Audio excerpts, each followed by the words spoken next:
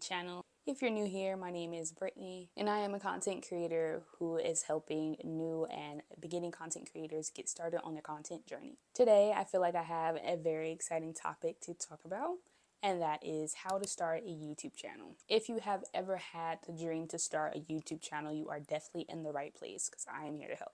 But before we get started, don't forget to subscribe to this channel for more content like this.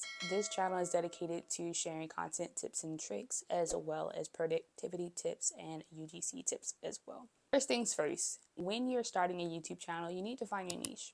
What type of channel are you going to have? Are you going to have a gaming channel? Are you have a lifestyle channel where you do like vlogs?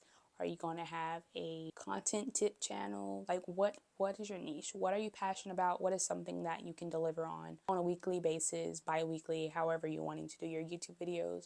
What is something that you definitely like to do that you would like to share with others? And after you found your niche, the next thing you should do is plan out your content. So you figured out something that you can talk about for hours. You figured out something that you actually are passionate about that actually gets you going and actually makes you want to sit in front of the camera. Now, you should be planning out your content. I've mentioned this plenty times on my channel. Get a Notion. It's a free account. You may not know how to use it at first, but I have a video tutorial of how to set up your Notion for basic beginners because I, at one time, was a very absolute beginner when it comes to Notion. But when I tell you, when it comes to planning out my content, it's definitely a lifesaver. So I definitely cannot stress planning out your content enough.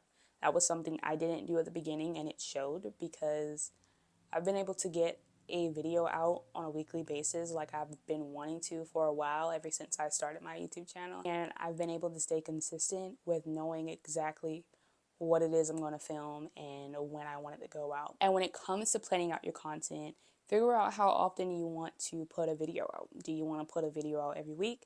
Do you want to have 2 videos out a week? Find a realistic posting schedule for YouTube that works for you and that is something that you can actually stick to and be consistent with. Okay, now we're getting into equipment. When you're first starting out your YouTube channel, I feel like people think you need a ton of equipment. You need a top-notch camera. You need a top-notch, pricey editing software. You need a box light. You need a ring light. You need a mic. Yeah, you do need some of this stuff, but it is not as serious as some people make it. When I first started my channel, I was recording on my phone. This video is being recorded on my phone. I do have a camera that I like to switch with from time to time depending on my schedule and if I'm busy this week and if I can't, be on my computer to edit. And if it'll be easier for me to edit on my phone, I'll just record the video on my phone. Right now, this is being recorded on my phone. I have an iPhone 13. When I started, I had an iPhone XR. As long as your phone camera has a decent quality, go ahead and turn that back camera to you and hit the record button, okay? It does not have to be as difficult. You do not need to go out and buy a $100, $1,000 camera. You don't have to do that when you're first starting your YouTube channel. Get your phone, get some good light. Natural lighting, I would suggest to be the best, but if you don't have that, like today, it's a rainy, cloudy day. I have a light on in my room. There's an option of ring light. There's cheaper ring lights that you can get if you need extra light. It doesn't have to be that difficult. It doesn't have to be that technical as people make it. It literally can just be you and your phone, even if you don't have a tripod. But I would suggest having a tripod so you don't have to have, holding your phone or propping it up somewhere. But that definitely works if it's whatever you're working with at the time. It does not have to be super techy, super advanced when you're just starting out. Your phone, a tripod, and some nice lighting will do just enough. And coming off of not having to have the priciest gear or advanced gear starting out, you don't have to get the high-tech, high-end editing softwares either. There are numerous free editing software out there, one being CapCut. I actually edit with CapCut on mobile and desktop. It is free. Is it the best? Probably not, but it gets the job done. So before you go ahead and spend like $300 on an editing software, I would suggest checking around on the free ones, see which ones you like. I use CapCut. There's no watermark. I have the free version, not pro, so there's no watermark. I can do transitions just fine, text just fine, add music, like everything is swift, easy. I definitely would recommend it. If you want a tutorial on how I edit on CapCut, I definitely can get that to you guys. But that's what I edit on. So I would suggest using something free before, putting your money into it and you're not really knowing what you're doing. Learn the basics, cutting, transitions, adding music, all that good stuff. And then as you learn different editing skills and tips and tricks and all that good stuff, you can move up eventually to more advanced editing softwares, paid editing software. Another thing you need to know when starting your YouTube channel is the branding of your YouTube channel. Depending on what it is you're doing, I would suggest having a channel name to match that. If you're having a gaming channel, make sure your name is unique to you specifically, since there is a lot of gaming channels out there. Or have something that is related to the type of gaming that you do, if that's what you're into.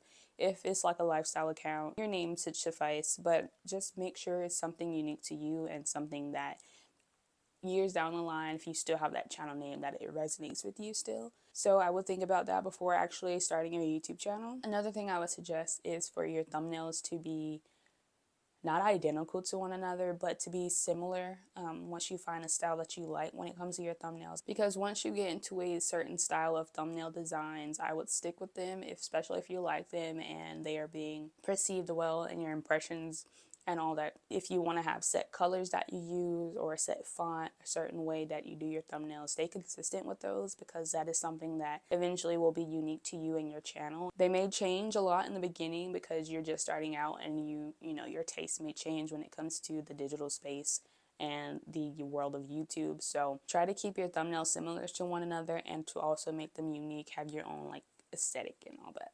Another thing I would suggest, and I talked about this in last week's video, is engagement. Engagement is definitely a two-way street.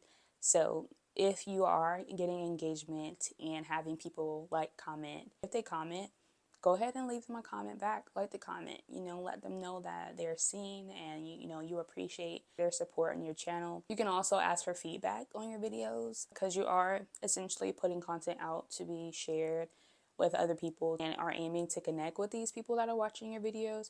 So if you ask for feedback, or hey, what do you guys want to see from me, asking your audience, what videos they would want to see from you, all that ties into engagement, because if you can get them to engage back with you, you've built a community, you've built an audience that is going to keep coming back to watch your content, because they know exactly what it is you're going to put out, and they know that you answer and respond to them, take their video suggestions into consideration when you're filming and planning out your content. So that's definitely going to create your tribe, create your audience, and get you more subscribers and engagement in the long term. And there you have it. Those are the basic steps for you to use to get started to finally create that YouTube channel. You've been wanting to create your YouTube channel for the past couple years now.